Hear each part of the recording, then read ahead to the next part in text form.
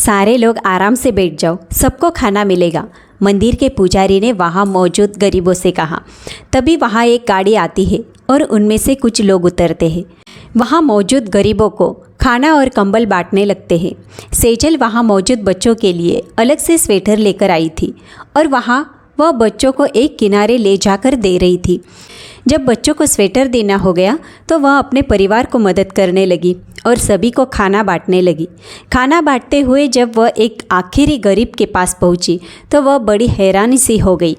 वह बूढ़ा सर झुकाए बैठा था, फटे पुराने कपड़े, फटी चप्पल, ठंडी से ठिठुर रहा था। सेजल जब अच्छे से उस बूढ़े का चेहरा देखती है तो उसके होश उड़ जाते हैं और उसके हाथ से सारा सामान गिर जाता है, जिस पर वह बूढ़ा उसे कहता है, ये मैं रख लूँ बेटा, बड़ी ठंड लगती है, एक कंबल से मेरा गुजारा नहीं होता, तुम चाहो तो खाना मत देना।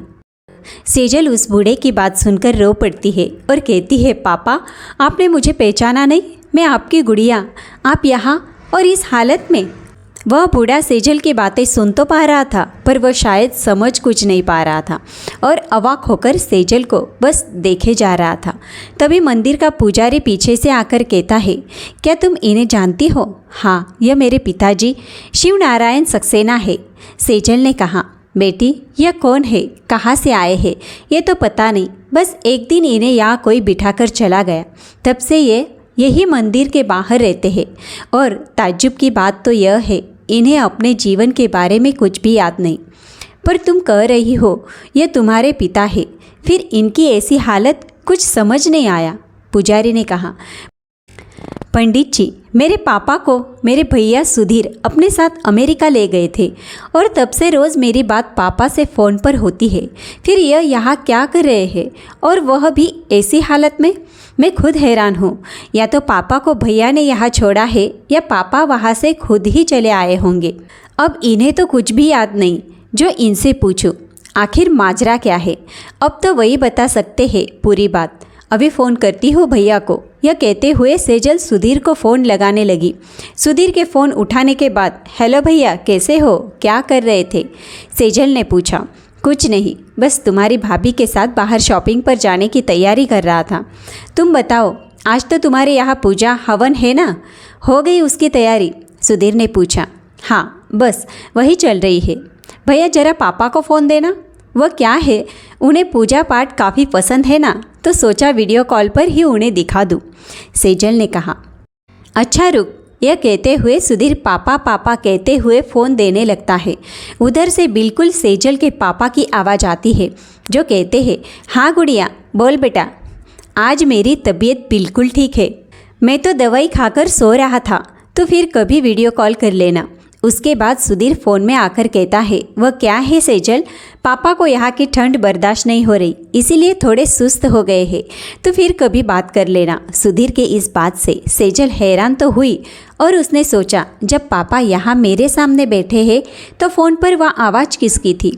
फिर उसे याद आया कि जब से भैया विदेश गए हैं तब से वह कभी भी वीडियो कॉल नहीं करता, बस बातें करके फ़ोन रख देता है।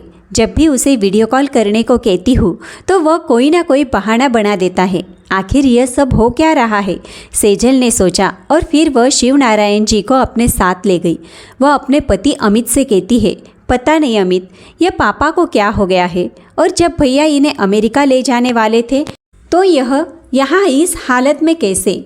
यह ना तो मुझे पहचान रहे हैं और उधर भैया भी पता नहीं किससे मेरी बात करवाते आए हैं इतने दिनों तक। सेजल, तुम्हें पक्का यकीन है ना यह पापा ही है? क्योंकि मैं इसीलिए ऐसा कह रहा हूँ। यह ना तो तुम्हें मुझे पहचान रहे हैं, ऊपर से उधर भैया ने भी तुम्हारी बात पापा से करवाई। ऐसा तो नहीं कहीं यह कोई बहुरूपिया हो? अमित ने कहा, ये कैसी बातें कर रहे हो आप, यह मेरे पापा ही है। यह बहुरूपिया वगैरह फिल्मों में होता है, असल ज़िंदगी में नहीं। और मैं अपने पापा को नहीं पहचानूंगी क्या? यहाँ कोई बड़ी साजिश हुई है, पर पता नहीं कैसे। भैया इतनी दूर बैठे हैं और फ़ोन पर वह तो सच्चाई बताने से रहे, और यहाँ पापा भी सब कुछ भूल कर बैठे हैं। आखिर सच्चाई का पता करूँ तो कैसे? सेजल ने कहा। सेजल, यह सब बाद में करेंगे। सेजल, ये सब बाद में करेंगे, अभी सबसे ज़्यादा ज़रूरी है पापा का इलाज करवाना। एक बार पापा ठीक हो जाए बाकी तो सब कुछ अपने आप ही हो जाएगा। अमित ने कहा, ठीक कह रहे हो आप। यह कहकर सेजल शिव नारायण जी के पैरों के आगे बैठकर कहती है, पापा आपको अपनी गुड़िया याद नहीं? पापा आपकी तो जान बसती थी हम में, फिर आप हमें कैसे भूल सकते हैं? कुछ तो याद कीजिए, कुछ तो बताइए पापा, आप ऐसे अनजान नहीं बन सकते। सेजल शिव नारायण जी से यह सब बातें कहते कहते रो पड़ी। बिटिया कौन हो तुम? मुझे सच में याद नहीं, पर यह जो तुम गरीबों के लिए कर रही हो ना, वो दान, वह बड़ा नेक काम है। तुम्हें पता है उन बच्चों को जब रात में ठंड लगती है तो वह काफ़ी रोते हैं। आज वह भी चैन से सो पाएंगे। भगवान तुम्हारा भला करेंगे। शिव नारायण जी ने अपने कांपते हाथों को उठाकर सेजल को आशीर्वाद देते हुए कहा, पापा यह भी आपने ही तो सिखाया है कि जब आप किसी की मदद करने के लायक हो तो ज़रूर करना, क्योंकि भगवान ने जितना हमें दिया है उतना तो शायद किसी का सपना होता है। पापा भले ही मैं अभी आपको कुछ याद नहीं, पर मुझे सब कुछ याद है, और अब आपकी यह बेटी आपकी भी मदद करेगी। अगले दिन सेजल शिव नारायण जी को डॉक्टर के पास ले जाती है और डॉक्टर उसे कहते हैं यह किसी गहरे सदमे की वजह से अपनी याददाश्त खो चुके हैं। ऐसे मरीजों का वापस से याददाश्त आना बड़ा मुश्किल होता है, पर कभी कभी अगर वही मंजर इन्हें दोबारा नज़र आ जाए जिससे इन्हें सदमा लगा है तो याददाश्त वापस जा सकती है। पर यह अभी पक्का नहीं कह सकते। मुझे इनके कुछ टेस्ट करने पड़ेंगे, फिर उनकी हालत का कहाँ तक बेहतर की जा सकती है उसकी कोशिश करेंगे। सेजल यह सुनकर काफ़ी मायूस हो जाती है और फिर वह शिवनारायण जी को घर वापस लेकर आती है। घर आकर वह अमित से कहती है, अमित आज से पहले कभी मैंने खुद को इतना लाचार महसूस नहीं किया। समझ रही हूँ कि पापा का साथ ज़रूर कुछ न कुछ बुरा हुआ है, पर कर कुछ भी नहीं पा रही। क्या करूँ जो पापा ठीक हो जाए और मुझे सब कुछ पता चल जाए। देखो सेजल, डॉक्टर के कहे मुताबिक पापा को वापस से वही मंजर याद दिलाने से ही उनकी याददाश्त वापस आएगी, पर जब हमें पता ही नहीं होगा कि पापा को सदमा कौन सी बात पर लगा है, हम वह मंजर उन्हें कैसे दिखा सकते हैं। अब तो एक ही रास्ता है, हमें सब कुछ अब बस सुधीर भैया ही बता सकते हैं। अमित ने कहा, पर भैया जो इतने दिनों से झूठ बोलते आए हैं मुझे, वह अब क्यों सच बताएंगे भला। मैं तो बस यह सोचकर हैरान हूँ कि भैया को अमेरिका गए लगभग 1 साल से भी ज़्यादा हो गया है और तब से पापा इसी हाल में जी रहे हैं। सर्दी गर्मी बरसात की मार झेलते रहे और मैं बेवकूफ़ यहाँ से दूर बैठी यही समझती रही पापा अमेरिका में आराम से है। क्यों मेरे दिमाग में एक बार भी यह बात नहीं आई कि पापा को भैया कभी वीडियो कॉल पर आने क्यों नहीं देते। सेजल ने कहा, जानता हूँ सेजल, तुम्हारी तकलीफ अभी मैं समझ सकता हूँ, पर यह वक्त भावनाओं में बहने का नहीं है, एक ठोस कदम उठाने का है। सुधीर भैया यूँ सच्चाई तो नहीं बताएंगे, उल्टा अगर उन्हें पापा के बारे में पता लग गया तो वह इंडिया कभी वापस नहीं आएंगे। इसीलिए हमें सबसे पहले उन्हें यहाँ धोखे से बुलाना होगा, और सिर्फ एक ही चीज़ है जो उन्हें यहाँ बुला सकती है, वह है पैसा। तुम भैया को फ़ोन करोगी कि पापा की कोई पॉलिसी मैच्योर हुई है पूरे 1 करोड़ की, और वह पापा को यहाँ आकर साइन करने के बाद ही सीधे उनके अकाउंट में मिलेगी। उसे कुछ शक ना हो उसके लिए कहना, पापा से पूछना जरा कि ऐसी कोई पॉलिसी जिसमें उन्होंने अल्टरनेट पत्ते पर मेरा घर का पता डाला था। जब तुम ऐसा पूछोगी तो वह या तो कोई बहाना बनाएंगे या कहेंगे हाँ पापा हाँ कह रहे हैं। पैसों की बात सुनते ही वह जरूर आएगा, तब हम उसकी गिरेबान पकड़ेंगे, और जब वह आएगा पहले हम देखेंगे कि पापा को साथ न लाने का वह क्या बहाना बनाता है। तब तक पापा को कहीं छुपा कर रखना होगा, ऐसे अमित ने कहा। उसी रात शिव नारायण जी सो रहे थे। वह नींद में जोर जोर से चीखते हुए कहने लगे, मैंने नहीं मारा उसे, मैंने नहीं मारा बेटा उसे, तू तो यकीन कर। सेजल नारायण जी के कमरे में ही सोई थी। वह इस आवाज़ से उठ बैठी, पर उसने पापा जी को जगाया नहीं। उसे लग रहा था कि नींद में ही शायद पापा जी कुछ काम की बातें बता देंगे, पर वह इन शब्दों के अलावा कुछ नहीं बोले और शांत होकर वापस से सो गए। अगले दिन सेजल सुधीर से फ़ोन करती है जैसा उसे अमित कहता है। फिर सेजल कहती है, जरा पापा को फ़ोन देना, जिस पर सुधीर कहता है, अरे पापा अपने हम उम्र दोस्तों के साथ बाहर जाते हैं, इस समय पूरे दिन घर पर रहकर बोर हो जाते हैं, इसीलिए मैं ही कहता हूँ चले जाया करे। अरे मैं उन्हें बता दूंगा, और अगर आने की ज़रूरत पड़ेगी तो ज़रूर आऊँगा। एक बात बता, अगर सिर्फ मैं आऊँ तो चलेगा?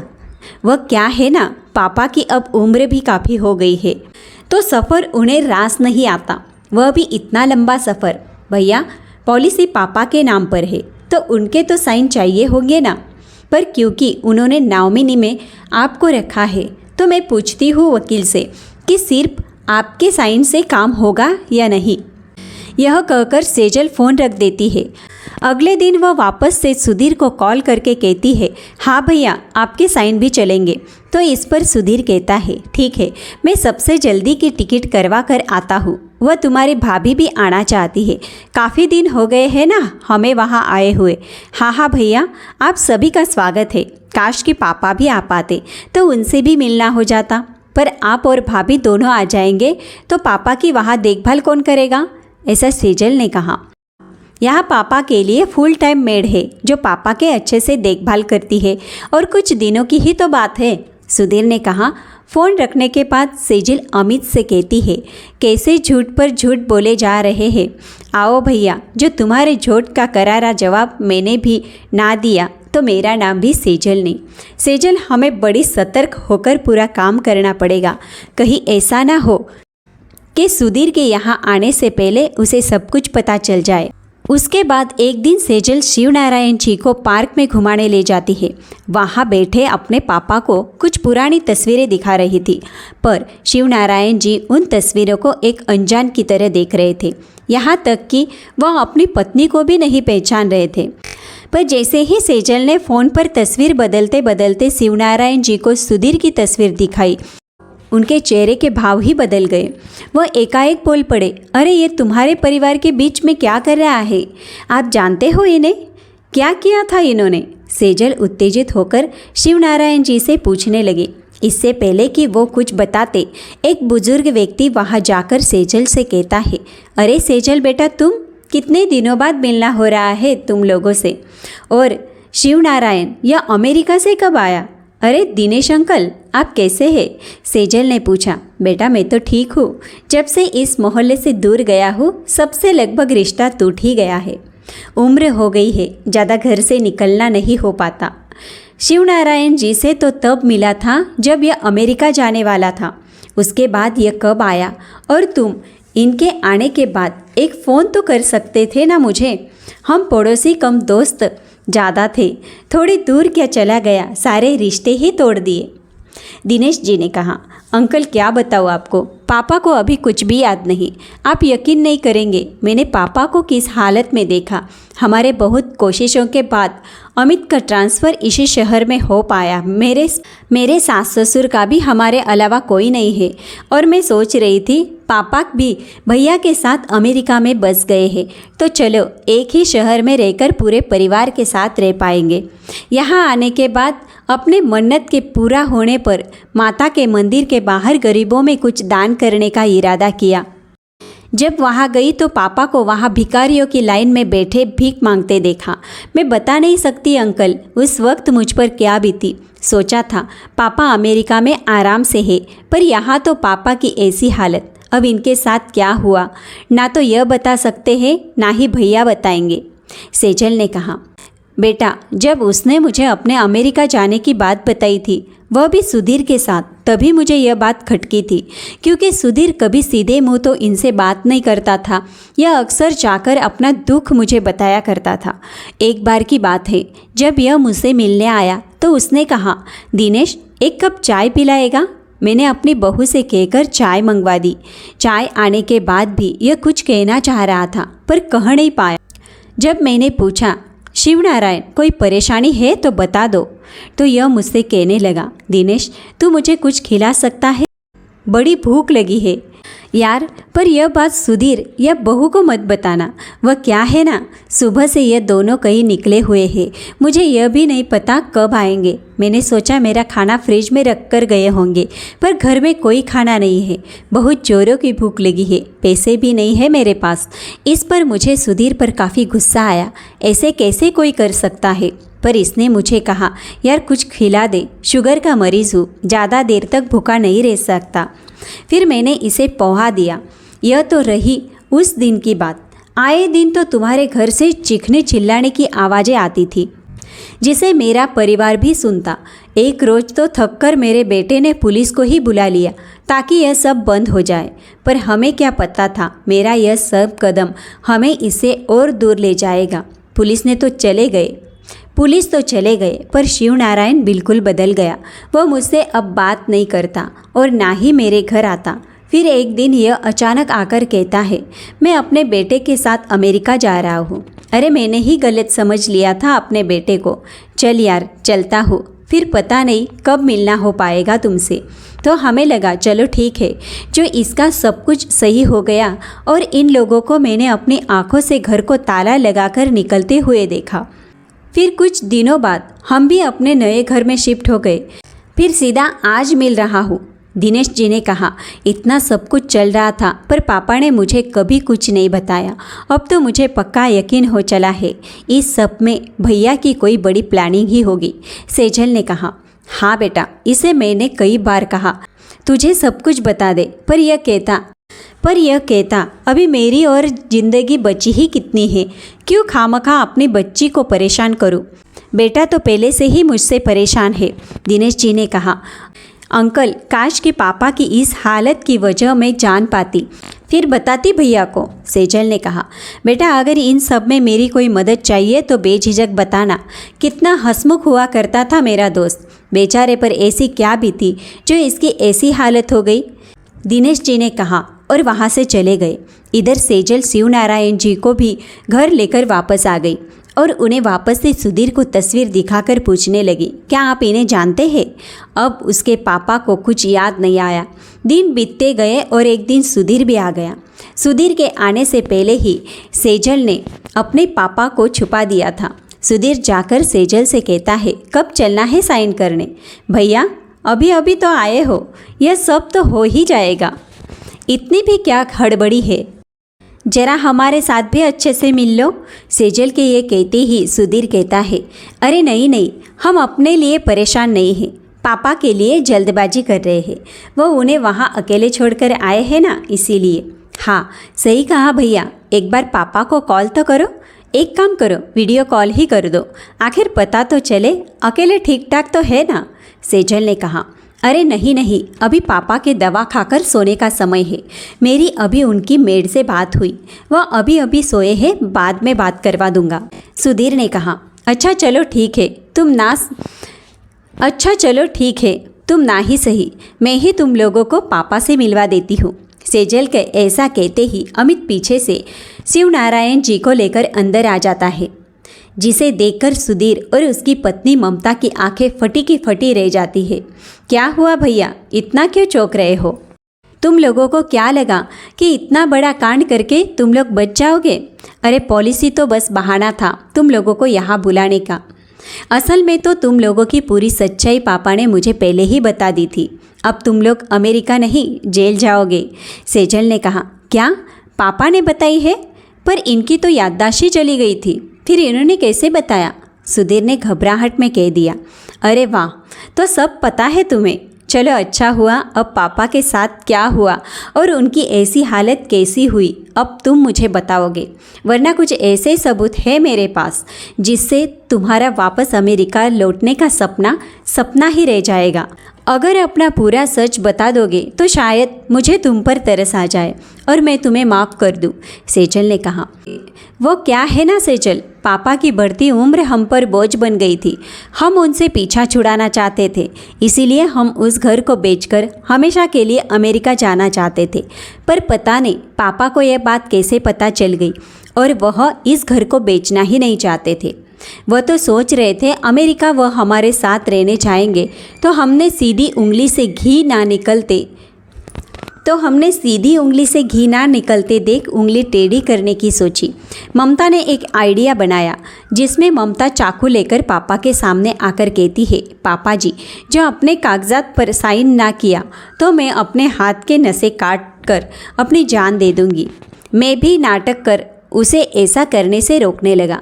पापा को लगा कि ममता सच में ऐसा करेगी तो वह बुरी तरह घबराकर उन कागजात पर साइन कर देते हैं, जिसके बाद भी ममता चाकू के ऐसे अपने हाथों पर चलाती है जिससे पहले से ही फिट किया हुआ नकली खून का पैकेट कट जाता है और वह गिरकर मर जाने का नाटक करने लगती है। दरअसल यह इसीलिए किया क्योंकि हमें पापा को अपने साथ ना ले जाना पड़े। पापा ममता के नकली खून को असली समझ बैठे और सदमे में बेहोश हो गए। जब उन्हें होश आया तो उन्हें इतना गहरा सदमा लगा और वह सब कुछ भूल गए। हमने देखा यह अच्छा मौका है हमारे लिए। लगभग तुझे लेकर सभी को हमारे अमेरिका जाने की बात पता थी और हमने पापा के याददाश्त चले जाने का फ़ायदा उठाया और उन्हें अपने साथ लेकर तो निकले, पर बीच रास्ते में ही छोड़ दिया क्योंकि हमें पता था ना तो पापा अब अपने घर पहुंच पाएंगे और ना ही किसी को अपना परिचय दे पाएंगे। पर पता नहीं ये तुम्हें कैसे मिल गए, सुधीर ने कहा। अभी भी एक बात छुपा रहा है नालायक। बताना किस तरह तुम लोगों ने मुझे जहर देकर मारने की कोशिश भी की थी। वह तो भला हो उस बिल्ली का जिसने मेरा खाना खा लिया और मेरी जगह वह चल बसी। वहाँ खड़े शिवनारायण जी भी अचानक से बोल पड़े। आपको सब याद आ गया पापा? सेजल ने कहा। हाँ बेटा, जब यह हमारी कहानी बता रहा था तभी मुझे सब कुछ याद आ गया, पर मैं देख रहा था कि आखिर मेरी मरी हुई बहू जिंदा कैसे हो गई। शिवनारायण जी ने कहा, भैया इतना कुछ करते रहे, जरा सा भी शर्म नहीं आई तुम्हें? अरे यह हमारे पापा है, लगभग 1 साल से भी ज़्यादा यह सड़क पर जी रहे हैं और आगे भी एक दिन ऐसे ही चले भी जाते। तब भी तुम हमें यही कहते कि पापा का अंतिम संस्कार कर दिया। इतने दिनों से जो तुम पापा की आवाज़ सुना रहे थे वह कैसे कर रहे थे? सेजल ने कहा। वह तो एक आवाज़ को रिकॉर्ड कर एक ऐप के जरिए करता था ताकि किसी को कोई शक ना हो, सुधीर ने कहा। उसके बाद सेजल कहती है, सॉरी भैया, अब आप दोनों कभी अमेरिका नहीं जा पाएंगे क्योंकि पुलिस आ रही है और वह आप लोगों को असली जगह ले जाएंगे और सबूत के लिए सारी बातें रिकॉर्डिंग भी हो गई है। नहीं सेजल, माफ़ कर दे मुझे। पापा आप तो कुछ कहिए ना, बड़ी मुश्किल से अमेरिका में सेटल हो पाया, सब बर्बाद हो जाएगा, सुधीर ने कहा। इस पर शिवनारायण जी ने सुधीर को एक चाटा लगाकर कहा, अब क्यों माफ़ी मांग रहा है? जा कोई और योजना बना मुझे बीमार बताने की। बेटा, भगवान की लाठी में आवाज़ नहीं होती। फिर पुलिस आकर सुधीर और ममता को ले जाते हैं। उसके बाद सेजल शिवनारायण जी के सीने से लगकर कहती है, पापा आज मैं बहुत खुश हूँ कि आप ठीक हो गए। आपसे कोई और भी मिलने आया है। वह देखिए तभी दिनेश जी आते हैं और कहते हैं, क्यों भुलक्कड़, मुझे याद है? शिवनारायण जी हंसते हुए बोले, हाँ तुझे कैसे भूल सकता हूँ यार, पर एक बात बता, तू तो बड़ा खुश था अमेरिका जाने के लिए। कहीं से भी ऐसा नहीं लग रहा था कि सुधीर तुझ पर जोर डाल रहा है। दिनेश जी ने कहा, हाँ क्योंकि कुछ दिनों से दोनों बड़ी चिकनी चुपड़ी बातें कर रहे थे। मुझे तो बाद में पता चला कि यह इस घर को बेचकर हमेशा के लिए मुझे जहर देकर जान से मार देना चाहते थे। तभी मैंने विरोध किया, पर देखो क्या से क्या हो गया। शिवनारायण जी ने कहा, वह तो शुक्र मनाओ तेरी बेटी और दामाद का, वरना। दिनेश जी ऐसा कह ही रहे थे तभी सेजल कहती है, बस कीजिए आप लोग, अब तो खुशी मनाने के दिन आए हैं, तो भूल जाइए पुरानी बातों को। और फिर सभी हंसने लगते हैं। अब शिवनारायण जी को सेजल ही अपने घर में प्रेम पूर्वक रखने लगी। सुधीर और ममता ने कई बार शिवनारायण जी से मिलने की कोशिश की, मगर सेजल ने अपने घर के नौकरों को साफ हिदायत दी थी कि उन्हें किसी भी कीमत पर घर के अंदर ना आने दिया जाए। पाप का घड़ा एक दिन फट ही जाता है। वैसे ही हुआ सुधीर और ममता के साथ भी। अगर उन्होंने निर्दोष भोले भाले शिवनारायण जी को जहर देकर मारने की कोशिश ना की होती तो उन्हें भी जेल की हवा ना खानी पड़ती और सभी लोग प्रेम पूर्वक अपना अपना जीवन जीते। भगवान ने हम मनुष्य को अपने कर्म के लिए जन्म दिया है, लेकिन कभी कभी मनुष्य में बदले की भावना इतनी प्रबल हो जाती है कि उसे कहाँ ले जाकर डुबो देती है, पता ही नहीं चलता। इसीलिए हमेशा अच्छे कर्म करने चाहिए। दोस्तों, उम्मीद करती हूँ कि आपको आज की कहानी पसंद आई होगी। दोस्तों, कहानी पसंद आई हो तो वीडियो को लाइक, चैनल को सब्सक्राइब कीजिए और बेल आइकन प्रेस करना ना भूलिएगा और कमेंट में ओम नमः शिवाय भी लिखिएगा।